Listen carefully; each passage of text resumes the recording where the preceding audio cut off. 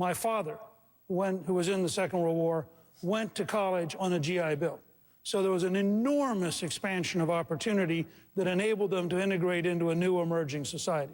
The second thing they did is they dramatically cut taxes.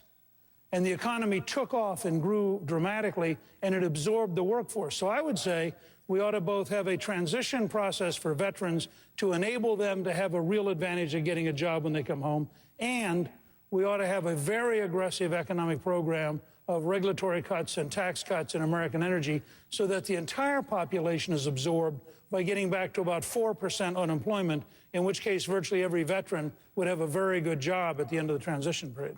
Let's turn to our audience now. Let's turn now and take a question from down in our audience tonight. Go ahead, sir. My name is Sonny Cohn. I'm from Sevier County, Tennessee. My question to any of the candidates is, do any of you sincerely believe that Obamacare can either be repealed or reversed in its entirety? Sure. Let me go first to Governor Romney on that one. Governor, you have said you would do it on day one with an executive order that would free the states up to opt out, waivers essentially, to get out of that program. I know your friend, the South Carolina governor, might like to have that option. Help me understand as you do that, how would it play out? And what happens to those, someone with a pre-existing condition, for example, who now has coverage under the president's health care plan, or a young American, 22, 23, 24, who, because of the changes in the law, can now stay a few extra years on their parents' health care? What happens to them when you sign that executive order? Well, first of all, the executive order is a beginning process. It's one thing, but it doesn't completely eliminate Obamacare. It's one thing I want to get done to make sure that states can take action to pull out of Obamacare. But number two, we have to go after a complete repeal. And that's going to have to happen.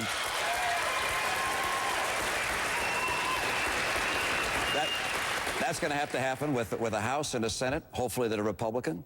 If we don't have a Republican majority, I think we're going to be able to convince some Democrats that when the American people stand up loud and clear and say, we do not want Obamacare, we do not want the higher taxes, we do not want a $500 billion cut in Medicare to pay for Obamacare, I think you're going to see the American people stand with our president and say, let's get rid of Obamacare. But we'll replace it. And I've laid out what I'll replace it with. First, it's a bill that does care for people that have pre-existing conditions.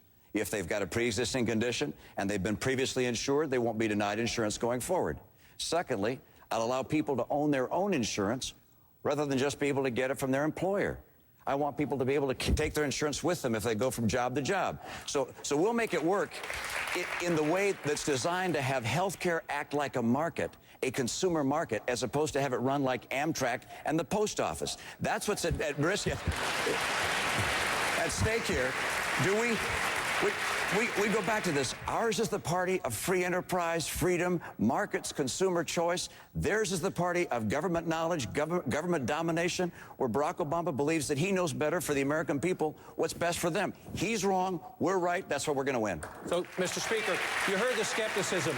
This is Southern Republican voter, but he's skeptical. He knows how Washington works. He's watched Washington work. He's asked, can it be reversed in its entirety? You were the Speaker of the House. You understand how this works. How can it be repealed in this current political environment? Well, let me say, first of all, if you've watched Washington and you're not skeptical, you haven't learned anything. I mean, this system is a total mess right now. Second, can you get it repealed in total? Sure. You have to elect a House, a Senate, and a president committed to that. It has to be a major part of the fall campaign. And I think that, frankly, on our side, with any of us, it's going to be a major part of the fall campaign. The American people are frightened of bureaucratic, centralized medicine. They deeply distrust Washington, and the pressure will be to repeal it. And a lot of what Governor Romney just said, I think, is actually pretty good, sound stuff for part of the replacement. I would always repeal all of it because I so deeply distrust the congressional staffs that I would not want them to be able to pick and choose which things they kept. But let me make one observation. You raised a good example. Why is President Obama for young people being allowed to stay on their parents' insurance until 26? Because he can't get any jobs for them to go out and buy their own insurance.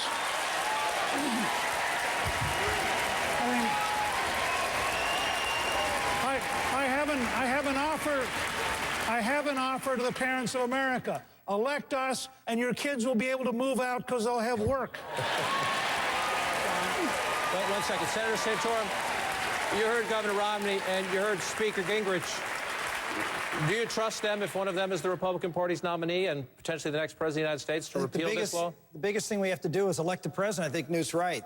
The problem is that two of the people up here would be very difficult to elect on, I think, the most important issue that this country is dealing with right now, which is the robbing of our freedom because of Obamacare. Governor Romney tells a very nice story about what his plan is now. It wasn't his plan when he was in a position to do a plan. When he was governor of Massachusetts, he put forth Romney Care, which was not a bottom-up free market system. It was a government-run healthcare system that was the basis of Obamacare, and it has been an abject failure, and he has stood by it. He stood by the fact that it's $8 billion more expensive than under the current law.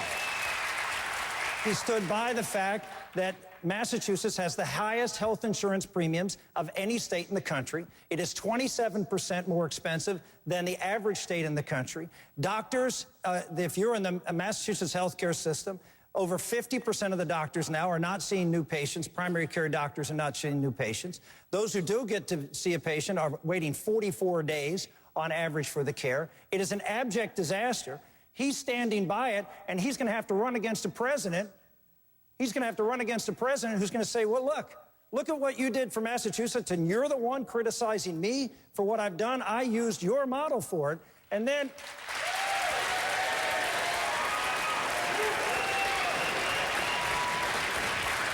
we have Speaker Gingrich, who has been for an individual mandate, not back when the time that just was heritage was floating around in the 90s, but as late as comments since 2008, just a few years ago.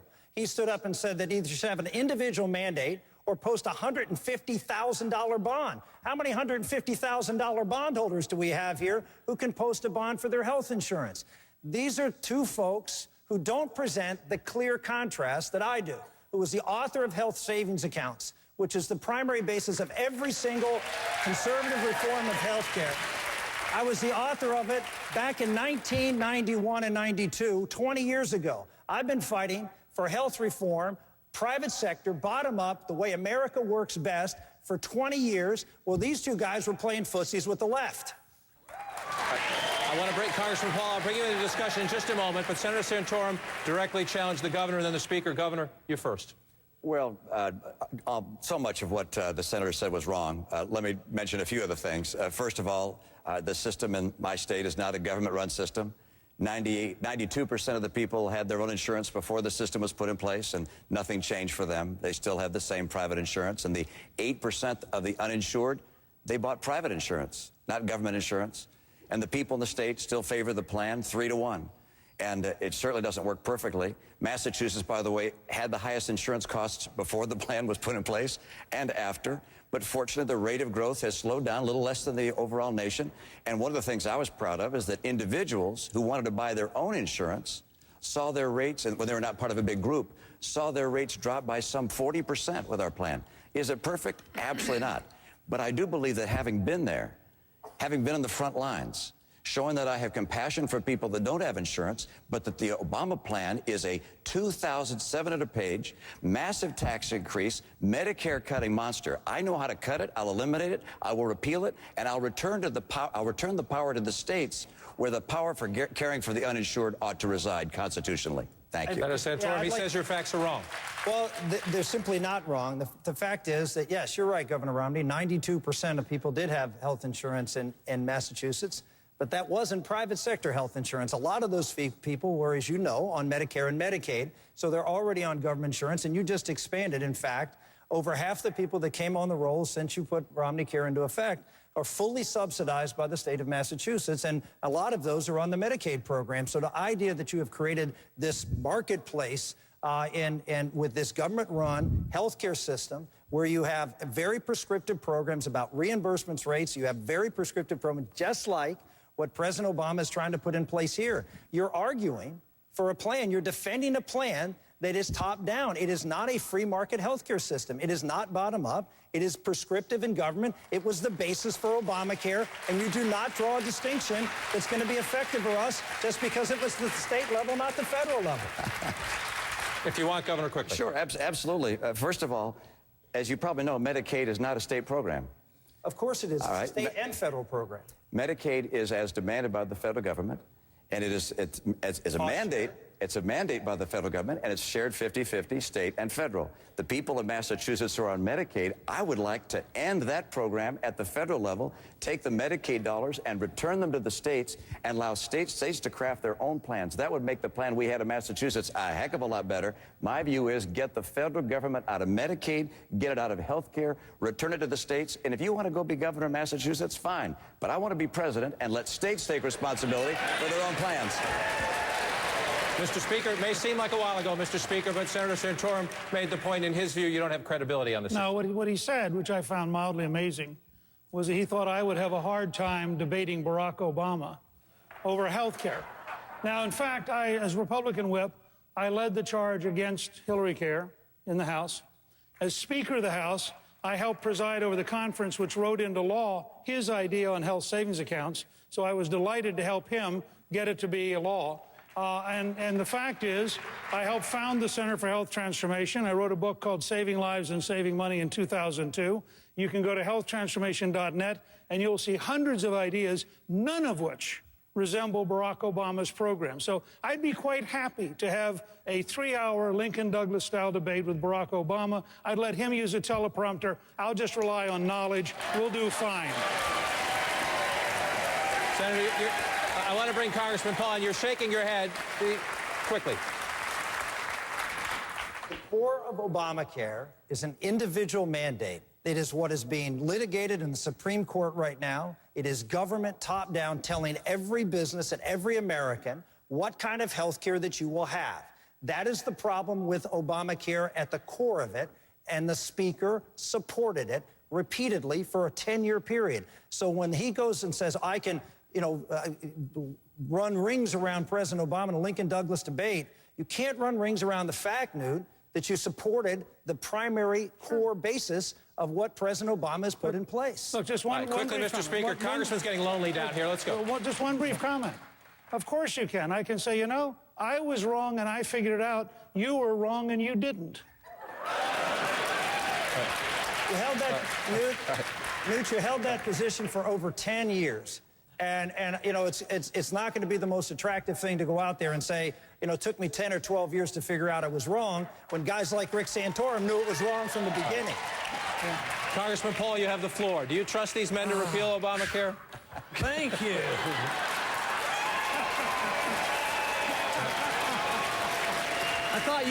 I thought maybe you were prejudiced against doctors and a doctor that practiced medicine in the military or something. No, I want to address the question. The gentleman asked whether he thinks we can repeal Obamacare. Theoretically, we can. The likelihood isn't all that good. We can diminish some of the effect, but I'm more concerned about a bigger picture of what's happening, and that is government involvement in medicine. I had the privilege of practicing medicine in the early 60s before we had any government. And it worked rather well, and there was nobody out in the street suffering with no medical care. But Medicare and Medicaid came in, and it just expanded. But even when we had the chance to cut back on it, when we had a Republican Congress and a Republican president, we gave him prescription drug programs. Senator Santorum supported it. That's expanding the government. So it's endless, and most of them are bankrupt. Prescription drugs, they're not going to be financed. Medicare is not financeable. Medicaid's in trouble.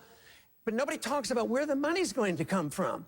Now, even in my budget proposal, which is very, very tough because I'm going to cut $1 trillion the first year, but I try to really, even though these programs should have never started, but a lot of people are dependent on, I want to try to protect the people who are dependent on medical care. Now, where does the money come? My suggestion is look at some of the overseas spending that we don't need to be doing. We have troops in Korea since the Korean War, in Japan since World War II, in Germany since World War II. Those are subsidies to these countries. And we keep fighting these wars that don't need to be fought. They're undeclared. They never end. Newt pointed out, World War II was won in less than 4 years. Afghanistan, we're there for 10 years. Nobody says, where's the money come? We could work our way out of here and take care of these people with these medical needs, but we can't do it with the current philosophy of the government taking care of everybody forever on medical care, cradle to grave, and being the policeman of the world. We will get rid of all this government program. Unfortunately, because we're going bankrupt and you're going to have runaway inflation and our checks are going to bounce, and that's going to be a lot worse problem.